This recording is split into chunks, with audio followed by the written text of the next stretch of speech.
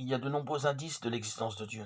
Si Dieu n'existait pas et si chaque individu était la forme de vie la plus élevée, alors chacun de nous pourrait certainement définir sa propre morale.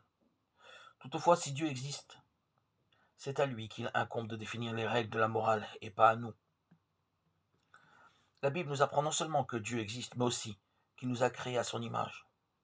Cela ne veut pas dire qu'on lui ressemble physiquement, mais plutôt moralement. Du point de vue de la morale, nous avons été créés pour ressembler à Dieu.